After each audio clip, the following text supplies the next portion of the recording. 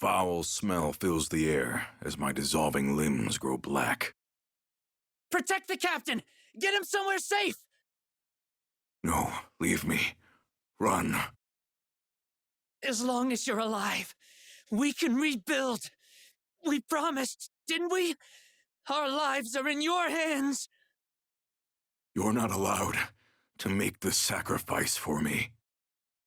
Please, save yourselves. I'll never forget the memory of that day.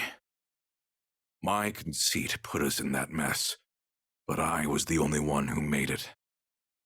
After all the good times we shared, after all the pain, they would have to live on in my memory. Once I could pick myself back up again, I began to temper my body. I swore I'd never let the same tragedy repeat itself. It wasn't long before this husk became resilient, augmented and conditioned to withstand even lightning. I no longer felt physical pain, or much of anything at all. It was preferable that way.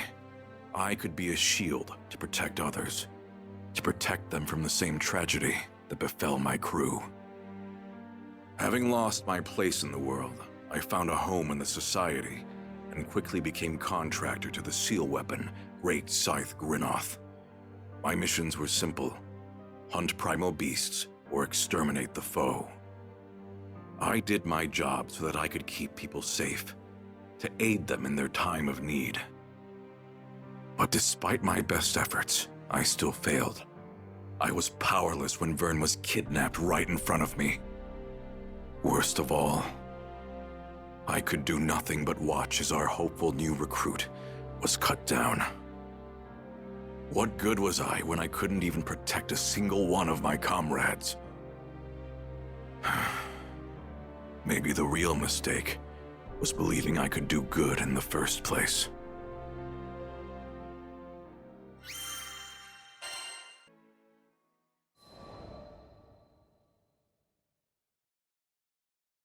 I joined the society to protect others, which sounds noble on paper, but in reality, it was all for my own sake. I'm the reason that my old crew, my family, found an early grave. It was only right that I spend the rest of my meager life in atonement. At least, that's the excuse I told myself. In truth, another part of me was deluded into thinking I could free myself from the guilt, but only if I could change into another person. Turns out that being immune to physical torture does nothing to protect your heart from psychological torment. Speaking of mental suffering, not long after I joined the society, Ilsa assigned Zeta as my partner. The old me would have worked with her just fine, but too much had changed. Her blunt honesty rubbed me the wrong way. A man can only take so much random commentary before he goes insane. Even Ilsa called her Pupper, which was kinder than what I had in mind back in those days. But it was an apt name, considering all of her barking. I didn't care about forging a real partnership with Zeta. Every time we had a mission together, I just wanted to finish it as fast as possible. But it backfired. Whenever I pushed her away, she pushed back 10 times harder. She was determined to know me. I would have never admitted it out loud, but I was afraid. After all, the closer you are with someone, the harder it is to cope with their loss.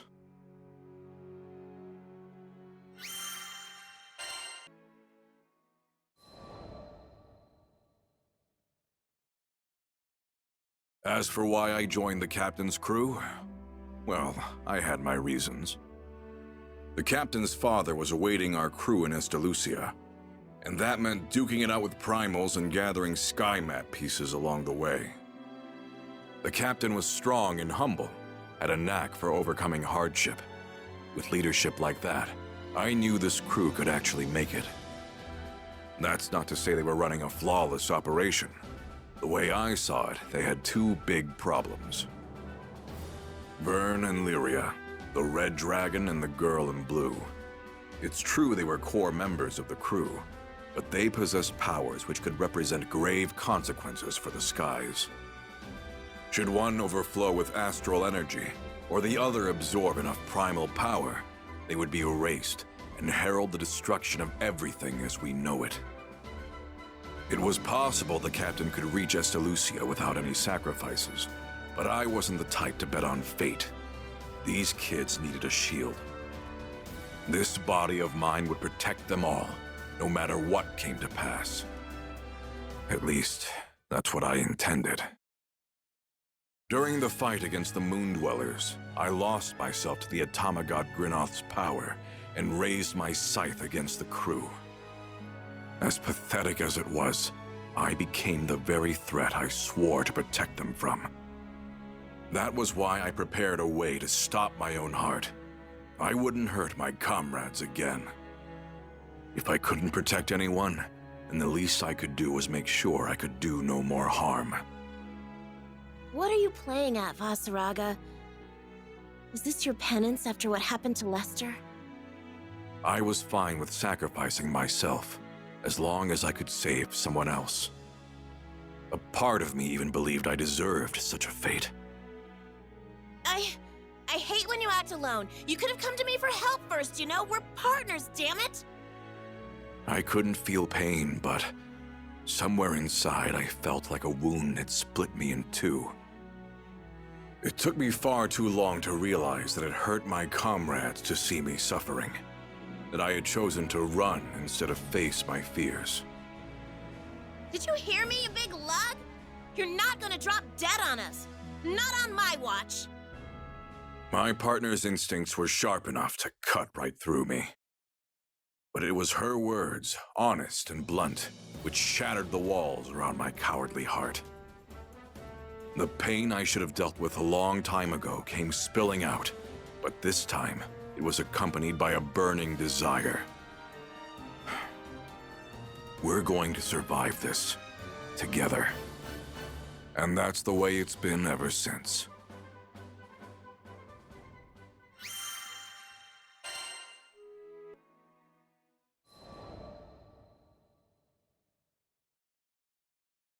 Early in the morning, before the crew was to head out for a request, I headed to the forest surrounding Folca to conduct a test on Grinoth.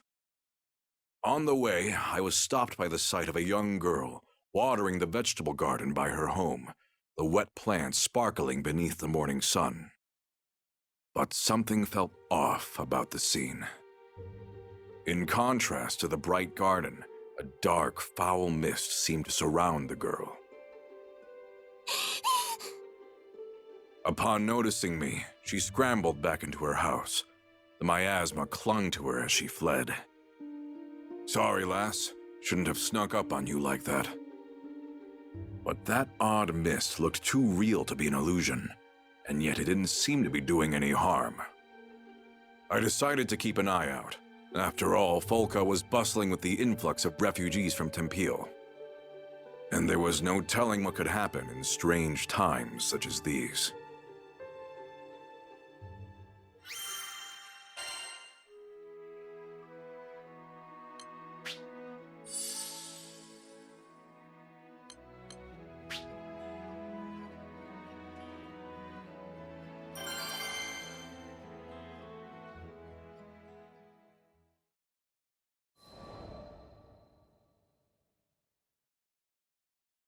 Grinoth ripped through the silence of the forest. As I lowered the scythe, the quiet returned. It was a perfect place for tuning the weapon. At least, it would have been had I not sensed the presence of someone watching. Whoever it was, they had yet to strike, so I assumed they were no threat. Perhaps they were one of Folca's residents. I know you're there. State your business. Turning around, I saw the familiar face of the mist-shrouded girl. That black armor. Your big scythe. Her expression was blank, completely devoid of the cheer she had while watering her garden. Eventually, she spoke as tears welled in her eyes. I'm tired, Mr. Reaper. You can take me away now. The floodgates broke. a steady stream cascading down her cheeks. Mr. Reaper? What are you talking about? I only wanted to grow those little ones, but everything I do hurts them. They all rot away. All I do is cause pain. The girl hung her head and grew silent. It was obvious she had given up on life. It was a feeling I was all too familiar with. Once you've steeled yourself for death, you start thinking there's no other way out. But before I could console her, a monster appeared from the brush and leapt at the girl. I felled it in a single blow, but she gasped at the grisly sight.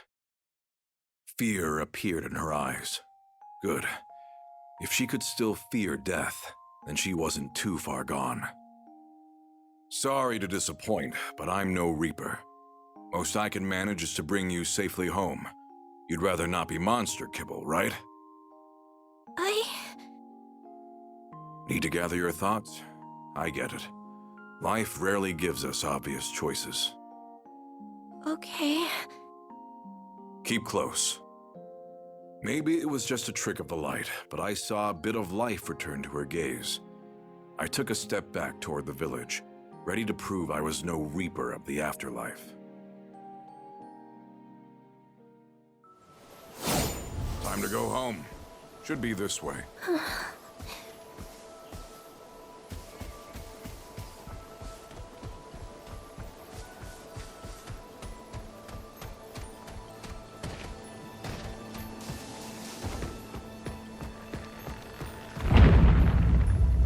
That didn't feel like an earthquake to me.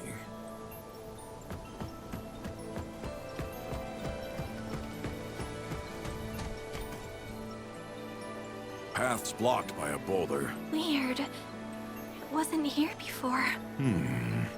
Let's look around.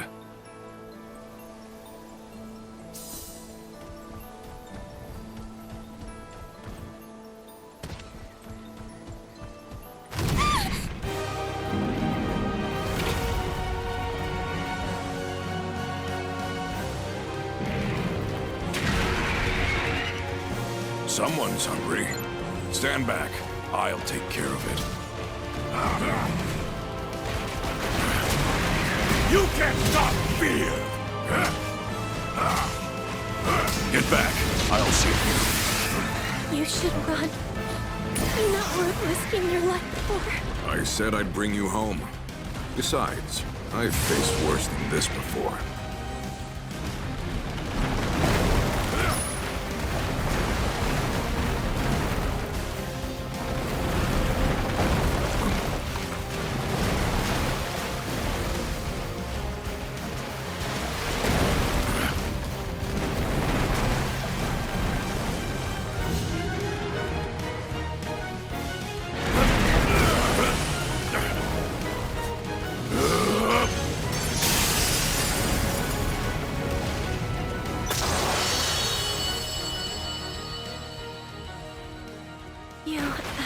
Defeated that huge beast by yourself. Good. You're not hurt. Now, what do we do about that boulder? I know another way back. It'll take longer, but... Fine by me. You take the lead.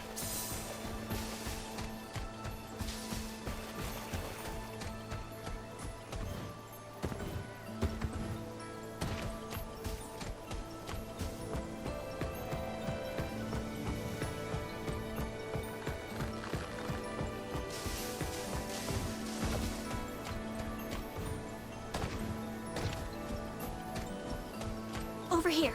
I feel eyes on us. We're not alone.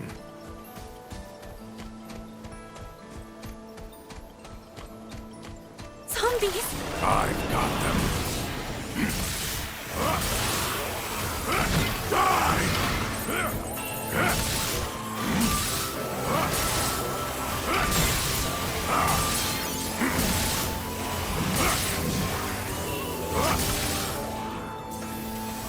That's that.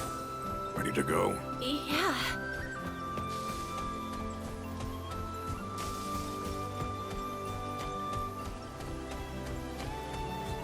What is that?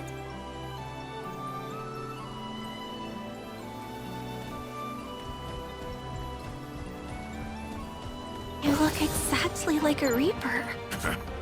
I guess I'm no slouch with the sight. The moon set for life. So they were holding out on us. So, what's this whole obsession with death? You don't have to Are answer. you sure you weren't a Reaper? Even if I was, it's not your time yet. Not today.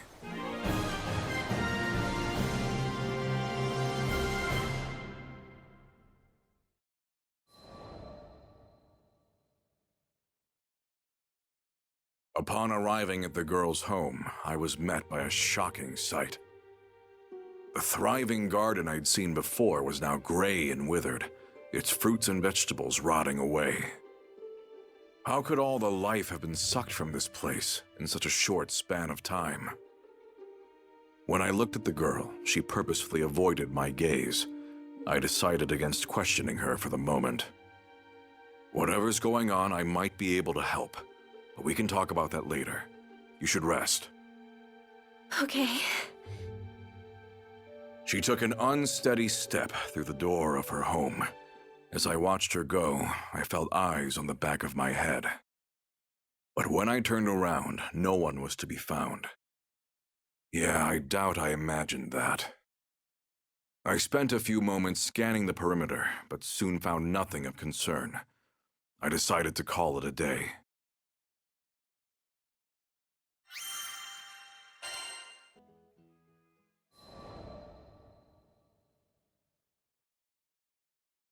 Curious about the girl and her garden, I headed once more toward the forest on the outskirts of Folka. I never had a chance to thank you for the other day. Though she was more lively than before, her spirit was clearly drained. I guess it feels wrong to call you Mr. Reaper now. The name's Vaseraga. The girl introduced herself as Irene. As she spoke, I noticed her wrist was wrapped in a bandage. I asked if she was injured, but this caused her to grimace. Oh, this? It's fine. I just, cut myself is all. In a thinly veiled attempt to change the subject, Irene offered me some juice made from homegrown fruit. This is the least I can do to thank you. Do you want to drink some together? Apple. Not bad. We sat at her table and began to chat. She told me that she hailed from Grossgard, a small region near Seed Hollow. Having just moved to Folka, she was still a new face to the locals. Do you take care of the garden by yourself? Yes. Tense. Holding in on herself like a withering flower, she became the complete opposite of the girl I watched happily watering her plants. But it was not her forlorn expression that gripped me. It was the mist. Ever her formless companion, a swirling miasma seemed just beyond her perception. There were far worse things in the skies than a little smoke, but I knew this was more than it seemed. Mind if I stop by again? I could visit between requests. I wanted to help her, but not out of a misguided sense of obligation. I just wanted to make sure she never forgot what it was like to smile.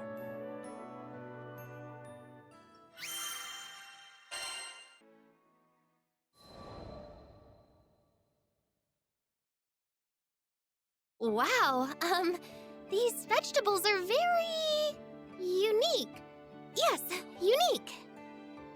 I brought Vern and Lyria with me in hopes of lifting Irene's spirits. How do you make a tomato look like a shriveled bone? That's talent, I guess. Vern was, for better or worse, brutally honest. Now, who did that remind me of? Vern, don't be rude. It's fine, Lyria. He's not wrong. Though she had every right to be offended, Irene took the comment in stride. Our two most carefree members of the crew seemed to be rubbing off on her. Guess it was the right call to bring them. I'm not the best at brightening the mood. So Vaseraga told us about your plans. You want them to grow big and healthy, but they keep withering, right? Yes. After a moment of silence, Lyria gave Irene a sympathetic smile, encouraging the girl to divulge her feelings. She began to perk up. Guess Zeta was right. It really is easier to share your worries with someone closer to your age. Taking care of those little ones is my purpose in life. She went on to recount how she had always been a loner. From a young age, her only friends were the plants she cared for. Recently, she had discovered that she could hear her plants talk, though she had no idea how or why. But now, it's like my precious friends are fading away, one by one. I don't know how much more of this I can take. Not long after she had gained the ability to communicate with her cherished plants, they suddenly began to wither and die one after another. She could hear them wail in agony as they reached their end. It was no surprise that she soon reached her breaking point. A few are still alive, but I'm sure they'll join the others in no time. If this is all that's waiting for me in the future, then I would rather not live to see it. Watching the lives of your loved ones slip out of your fingers? I could relate to that. What was she supposed to do? Distance herself from her reason for living? Wasn't that as good as dying? I eyed the black mist. Look, there's gotta be a way to fix things. What? But I've tried everything. Squeezing her bandaged wrist, Irene looked up at me in confusion. I did my best to reassure her without betraying the worry gnawing at my mind.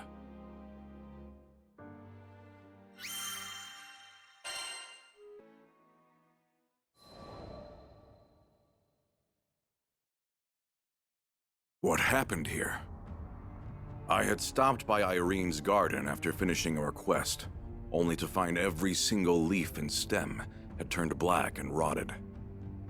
It felt unnatural, like something had completely sucked the life from what should have been a thriving patch of greenery. Filled with dread, I rushed inside the house, but Irene was nowhere in sight. It was then that I noticed a letter on the floor. To the blasphemer who betrayed Avia, you should know that Lady Lilith wished to bathe the skies in destruction. Have you not yet realized that clinging to life is folly? That living is a sacrilege to all we preach? You have two choices before you. Watch as that forbidden implement spreads darkness to all those innocent folk living around you, or return to Avia and repent. So Irene had ties to the Church of Avia, and they'd fitted her with some sort of cruel device. Reminded me of Lyria and the Mind Sealer. If they had hurt Irene like they hurt Lyria... Damn. Thought I'd finally dealt with this pain. But there I was, failing to protect yet another innocent life. Brooding on it for too long wasn't going to bring Irene back, so I left the house and scoured the town. Avia always had a flair for drama, but I detected no commotion in town. Which means, bastards snuck away in a ship. Knowing there were precious few minutes to trail them, I rushed to the port.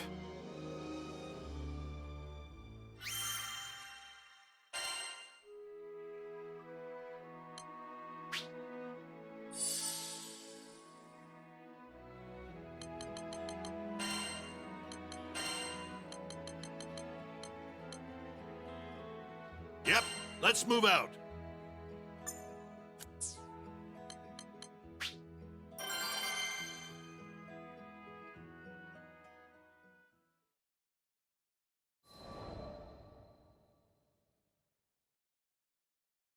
The captain, who saw me rushing to the port, joined me in the chase. Sierra Carte, who was always in the right place at the right time, heard a rumor about an Aviath battleship sighting. We took after them immediately, driving the Grand Cipher as hard as we could to close the distance. Found you. After we crested a cloud bank, their ship came into view. In a contest of speed, a mere battleship was no match for the Grand Cipher. We soon pulled alongside our quarry and boarded their vessel. I assume you're the draft that's been stalking our new shaman? Let Irene go. I'm afraid that's out of the question. The tension in the air grew palpable. That device she wears incinerates life. For now, the dark flame only affects plants. But with a little more time, the shaman will consume all life in Zega Grande. Lady Lilith will have her salvation, one way or another. You call that salvation? Maybe these fools didn't understand Lilith's true goals. Or maybe they were just bending the truth to satisfy their own cruel desires. Regardless, they were hazards that needed to be taken care of. She shows remarkable compatibility with the dark flame. We will use her to fulfill Lady Lilith's wishes once and for all. At the expense of Irene and this skydom? Not on my watch. It's time someone put your schemes to rest. Grinoth, did you hear that? We've got work to do. Lend me your strength.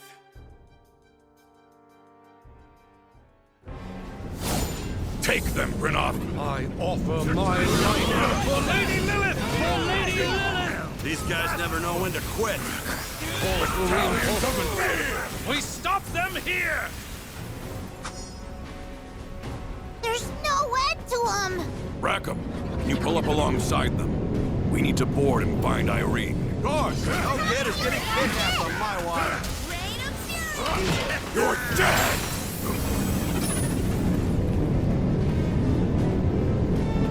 Come if you dare! Try and stop me!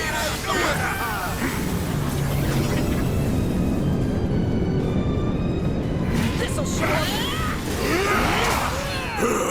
Catch this! Got something for you. Looking good. Blasphemous!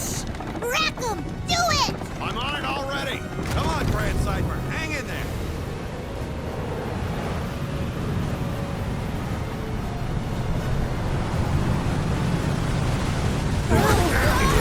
Damn it.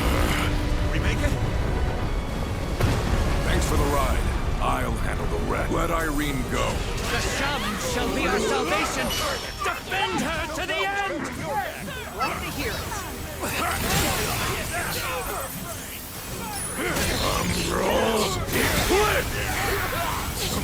Keep up! Come on! Following. You pissed me off! Come on, people! The fun's just getting started! Of course. You can't stop fear! Try and stop me! Your life is mine! Decimate! Ours now! Let's go! Awesome, big guy! Careful, more are coming. It's too late to beg for mercy now, outsiders! Our salvation will be as Lady Lilith foretold. You even know what Irene wishes for? The shaman has a duty to embody Lady Lilith's teachings. Guess we gotta knock some sense into them the hard way! Come if you dare. Do it! Come on, Eat this! I'll clean us away. I got your back covered.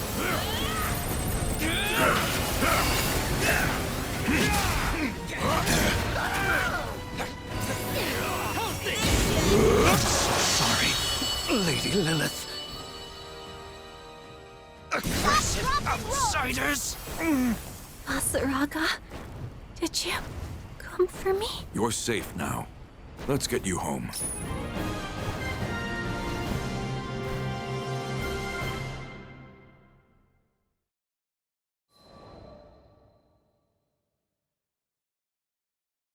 By the time we carried Irene back to the Grand Cipher, half of her body was shrouded in the dark mist.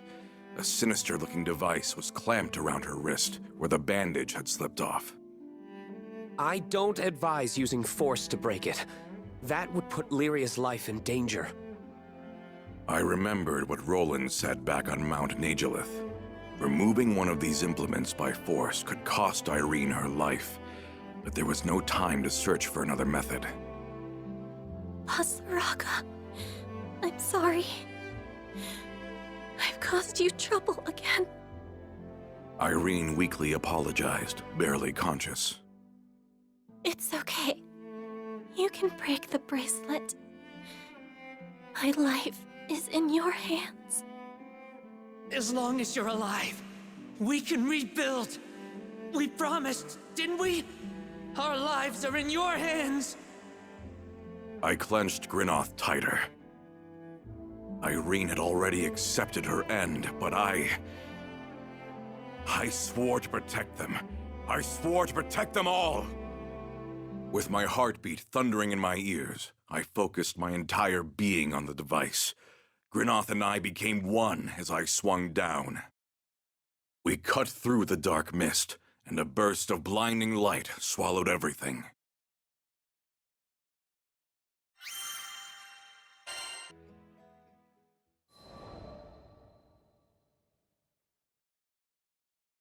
After some time had passed, I stopped by Irene's home while out on a request. Well, well. A comforting and familiar sight greeted me. The garden was bursting with vegetation, much like the first time I saw it. Vaseraga! Standing amidst the greenery, Irene waved at me with a smile. I should apologize. You can't hear your friends anymore because of what I did. She shook her head, her smile still present. No, I shouldn't have let the church tempt me like that. I'm sorry for dragging you and your crew into my mess. A hint of sorrow graced her features. I can't hear these little ones anymore, that's true. But I can still tell what they want to say. Is that right? Yeah. Sometimes your heart just knows these things. She turned to look up at the sky, a few tears sliding past her smile. Like how I knew to reach out to you, even if I thought you were the Reaper. Thank you for saving me, Vaseraga. Anyone would have done the same. With a careful shuffle, I turned away. A dainty garden was no place for an armor-clad warrior to stomp about. I'll see you around, Irene. I took one last look at the vibrant garden before heading back to the ship.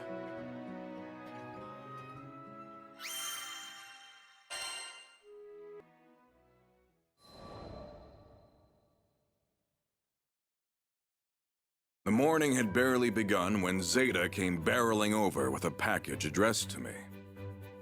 It was stuffed full of fruit, which only confused her further. Huh?